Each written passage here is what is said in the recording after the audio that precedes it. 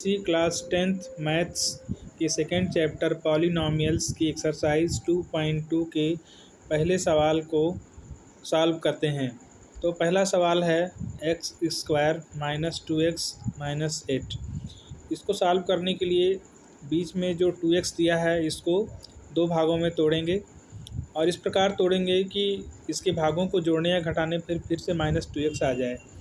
तो यहाँ पर x square plus 2x minus 4x minus 8।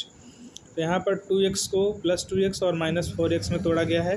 Minus 4x में से अगर प्लस 2x घटाएंगे तो फिर से माइनस 2x आ जाएगा। इसके बाद इसको दो पेयर बना लेते हैं। एक्स स्क्वायर प्लस 2x एक पेयर हुआ और माइनस 4x माइनस 8 ये दूसरा पेयर हुआ। पहले पेयर में से x कॉमन ले लेते हैं। तो x कॉमन लेंगे तो कोष्ठक में बचेगा ब्रैकेट में x प्लस 2, क्योंकि x का अगर इसमें फिर गुणा करेंगे तो इतना आ जाएगा। x का गुणा करेंगे x में तो x स्क्वायर हो जाएगा और x का 2 में करेंगे तो 2x आ जाएगा। इसी प्रकार दूसरे पेयर में से माइनस 4 कॉमन लेते हैं तो कोष्ठक में बच जाएगा, ब्रैकेट में बचेगा x प्लस 2।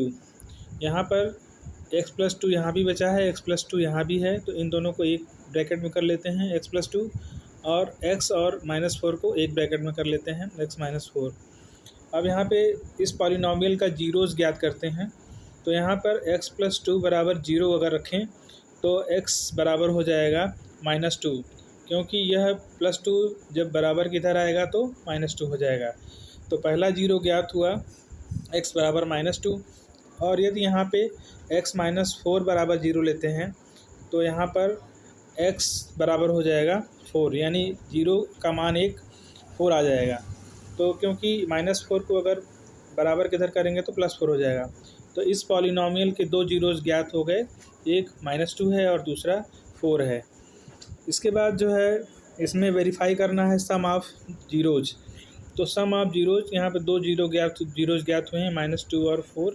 तो इनको अगर जोड़ेंगे तो देखिए यहाँ पे सम ऑफ जीरोज़ में इनको जोड़ेंगे माइनस 2 प्लस 4 तो इसका आएगा 2। और दूसरे तरीके से अगर सम ऑफ जीरोज़ ज्ञात करें तो इसका होता है सम ऑफ जीरोज़ बराबर माइनस कोएफिशिएंट ऑफ x बटे कोएफिशिएंट ऑफ x स्क्वायर। तो यहाँ पर जो है देखिए माइनस कोएफिशिएंट ऑफ x जो है क्या है, तो यहाँ पर देखिए माइनस कोएफिशिएंट ऑफ x जो है यानी x का गुणक है माइनस 2।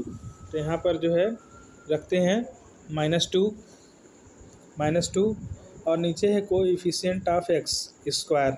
तो कोएफिशिएंट ऑफ x स्क्वायर क्या है, देखिए यहाँ पे x स्क्वायर के साथ कोई गुणक नहीं है तो यहाँ पर 1 मान लेंगे। तो इसकी जगह पे यहाँ पे नीचे 1 लिखते हैं। तो इस तरह से भी अगर कैलकुलेशन करेंगे तो सम ऑफ जीरो जो है आएगा माइनस प्लस 2, क्योंकि यहाँ पे माइनस माइनस मिलके प्लस हो जाएगा। तो सम ऑफ जीरो जो है इस तरह से भी 2 आया, यहाँ भी 2 आया। दूसरी तरह से वेरीफाई करना है प्रोडक्ट ऑफ द जीरोज़।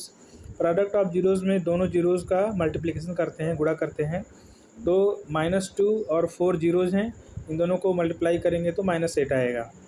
और दूसरे तरीके से भी वेरीफाई करते हैं। तो यहाँ पे प्रोडक्ट ऑफ जीरोज़ होता है कांस्टेंट टर्म बटे कोएफिशिएंट ऑफ x स्क्वायर।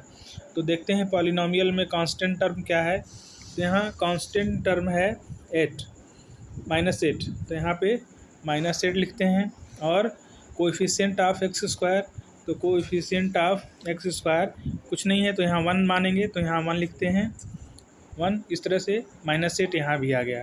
तो प्रोडक्ट ऑफ जीरो जो है माइनस 8 आया। इस तरह से ये क्वेश्चन सॉल्व हो गया।